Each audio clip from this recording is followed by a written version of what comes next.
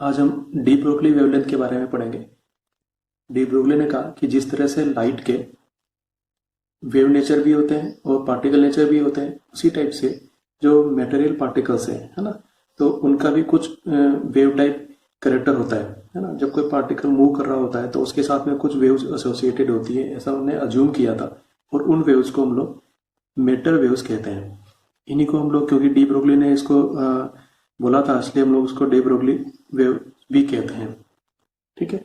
अब जो वेव्स हैं तो उनके साथ में कुछ ना कुछ वेवलेंथ एसोसिएटेड होंगी, तो उसकी वेवलेंथ हम लोग इन फॉर्मूलों से देते हैं, lambda equal to H upon P या फिर lambda equal to H upon M B. क्योंकि पी मतलब मोमेंटम था, तो एम हो जाएगा मास ऑफ जो भी मटेरियल पार्टिकल है, वो वी हो जाएगा उसकी वेलोसिटी।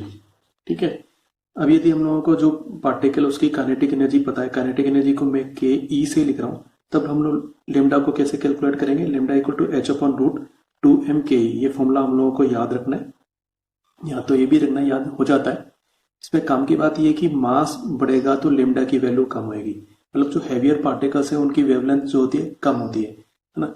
ये नहीं सोचना है कि खाली जो हल्के पार्टिकल्स, इलेक्ट्रॉन्स, न्यूट्रॉन्स वगैरह, क्योंकि हम लोग ये फॉर्मूले पढ़ रहे होते हैं तो ऐसा फील आता है कि जो हल्के पार्टिकल्स है उन्हीं के साथ में डी ब्रोगली वेवलेंस होती है। नहीं, सबके साथ में होती है, इवन हमारे साथ में भी डी ब्रोगली वेवलेंस है, लेकिन जो उनका साइज है वो बहुत ज्यादा कम है, क्योंकि मास बढ़ जाता है तो वेवलेंथ कम हो जाता है ना।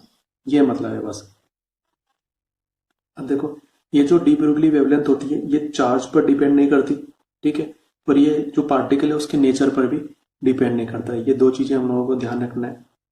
अब कुछ इंपॉर्टेंट फॉर्मूले हैं जो हम लोगों को बिल्कुल बिल्कुल याद कर लेने हैं, क्योंकि इस फॉर्मूले से जब हम लोग इनको कैलकुलेट करने लगते हैं तो ये बहुत ज़्यादा टाइम कंज्यूमिंग होता है। ठीक है, और नहीं याद होगा तो फिर इसको यूज करना ही है। मान लो हमारे पास में कोई क्यू चार्ज है, उसको हम लोग वी पोटेंशियल डिफरेंस से एक्सेलरेट कर रहे हैं, तो उसके लिए जो वेवलेंथ होगा वो होगा lambda equal to H upon root 2m Q V, है ना। क्योंकि काइनेटिक एनर्जी कितना हो जाएगा? Kinetic energy Q into V हो जाएगा। अब इलेक्ट्रॉन वगैरह के लिए इनको बिल्कुल याद करना है भाई। इलेक्ट्रॉन के लिए होता है 12.27 रूट वी, और जो आंसर आएगा वो एंगस्ट्रॉम में आएगा। प्रोटॉन के लिए होता है 0.286 divided by root V, angstrom में आएगा।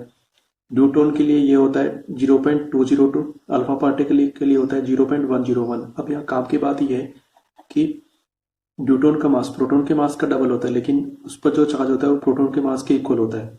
और अल्फा पार्टिकल्स के लिए 2he4 याद कर लो। ठीक है, अल्फा पार्टिकल का जो मास होता है वो प्रोटॉन के मास का 4 टाइम्स होता है ये। ठीक है, और उसका जो चार्ज होता है वो प्रोटॉन के चार्ज का डबल होता है, ये वाला। ठीक है, तो इसके लिए लेमडा था 0.101 divided by root V angstrom. Neutron ये चार्ज पार्टिकल नहीं है, तो न्यूट्रॉन के लिए ये फॉर्मूला गलती से काम में मत ले लेना। इसके लिए हम लोग ये फॉर्मूला काम में लेते हैं, lambda equal to 0.286 divided by root kinetic energy, और ये आंसर एंगस्ट्रॉम में आएगा। ठीक है, कभी कभी न्यूट्रॉन और गैस पार्टिकल्स के लिए हम लोगों को कोई न्यूमेरिकल दे देते हैं, तो हम लोगों को ये रिलेशन याद रखना है, lambda is equal to H upon root 3m small K T. ये जो के है ये बोल्ट्जमान कांस्टेंट है, टी टेम्परेचर है, एम मास है न्यूट्रॉन या गैस पार्टिकल्स का। ये नहीं भी याद रहता तो कम से कम ये तो याद ही रखो कि lambda is proportional to 1 upon root T. Temperature increase होगा तो उसकी वेवलेंथ कम हो जाएगी। इसको शॉर्ट फॉर्म में ऐसे भी याद रखा जाता है 25.17 अपॉन रूट टी। आंसर वही एंगस्ट्रॉम में आएगा। ठीक है,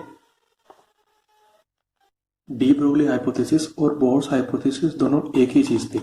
बोर ने क्या बोला था? बोर ने बोला था कि इलेक्ट्रॉन्स फिक्स्ड ऑर्बिट्स में रिवॉल्व करते हैं, और उन्हीं ऑर्बिट्स में रिवॉल्व करते हैं जिनमें उनका एंगुलर मोमेंटम h अपॉन 2 का इंटीग्रल मल्टीपल है ना।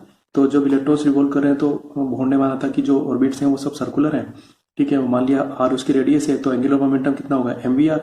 तो बोर के हिसाब से mvr equal to nh upon 2 ये जो h अपॉन 2 होता है इसको हम लोग कई बार h क्रॉस से भी लिख दिया करते हैं। ये और ये दोनों सेम चीज है।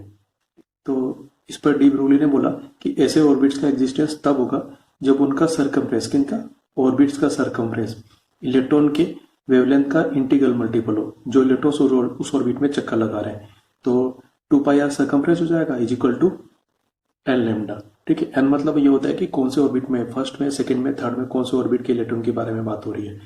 तो ये फॉर्मूला हम लोग को ध्यान रखना पड़ता है, ये किसके लिए यूज हो रहा है। ठीक है, अब देखो डी ब्रोगली ने जो कहा था उसको डेफिशिएंट ने एक वेरीफाई किया था। उन्हें इलेक्ट्रॉन के वेव नेचर को वेरीफाई किया और उनका जो एक्सपेरिमेंट था वो इलेक्ट्रॉन डिफ्रैक्शन पर बेस्ड था। इसमें क्या किया गया, अपने पास में एक फिलामेंट है ना, फिलामेंट को हीट करके उसमें से इलेक्ट्रॉन निकाले और उन इलेक्ट्रॉन को निकल क्रिस्टल पर कोलाइड कराया और वहां से डिफ्रैक्शन से हम लोगों को इलेक्ट्रॉन्स कहीं पर किसी डिटेक्टर में मिले। ठीक है, अब देखो इसमें क्या हो रहा है, हमारे पास में ये निकल क्रिस्टल का कोई लेटिस स्ट्रक्चर है, इसमें ये इसकी फर्स्ट लेयर है और ये इसकी सेकेंड लेयर है, दोनों लेटिस के बीच में जो डिस्टेंस है वो डी है। ठीक है, यहाँ पर हमारे पास में एक्सीलरेटेड इलेक्ट्रॉन्स आ रहे हैं, ये डिफ्रेक्ट होके इस तरफ चले जा रहे हैं। ठीक है, तो जो थीटा है ये एंगल बिटवीन इंसिडेंट इलेक्ट्रॉन्स और निकल क्रिस्टल है, और ये जो फाई है ये डिफ्रेक्शन एंगल है ना, मतलब इंसिडेंट इलेक्ट्रॉन्स और डिफ्रेक्टेड इलेक्ट्रॉन्स के बीच का एंगल है।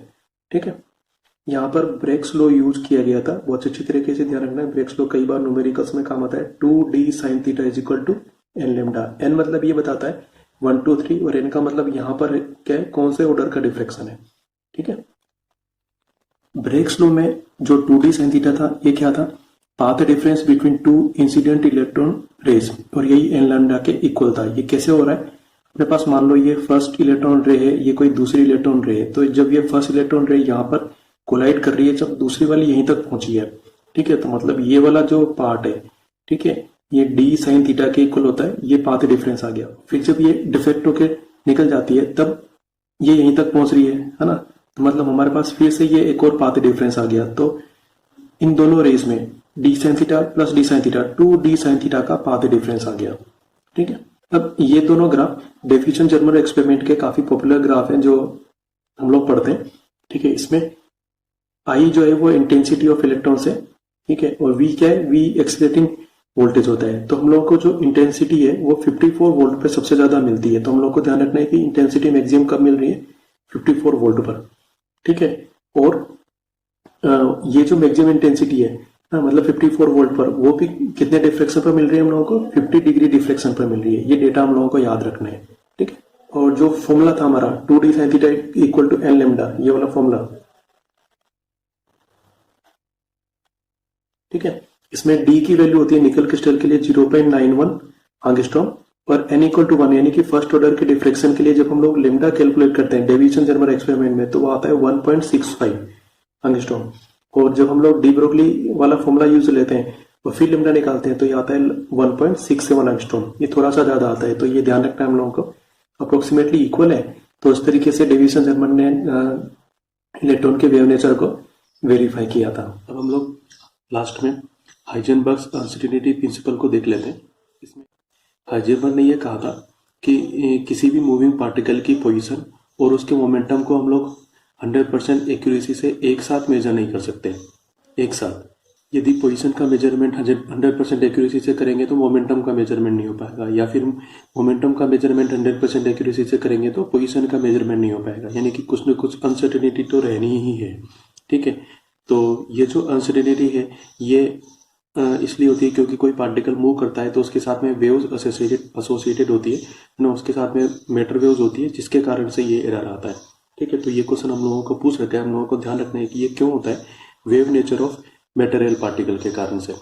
ठीक है, अब देखो हम लोग जिस एरर की बात कर रहे हैं मेजरमेंट में, उसके लिए हाइजेनबर्ग ने अनसर्टेनिटी वर्ड यूज किया था। तो उसके हिसाब से uncertainty in position multiplied by uncertainty in momentum is always greater than equal to h upon 2 pi। मतलब इन दोनों के मल्टीप्लीकेशन की जो मिनिमम वैल्यू है वो कितनी है, h upon 2 pi। तो हम लोगों ने यहाँ पे लिखा है minimum value of delta x into delta P X is h upon 2 pi।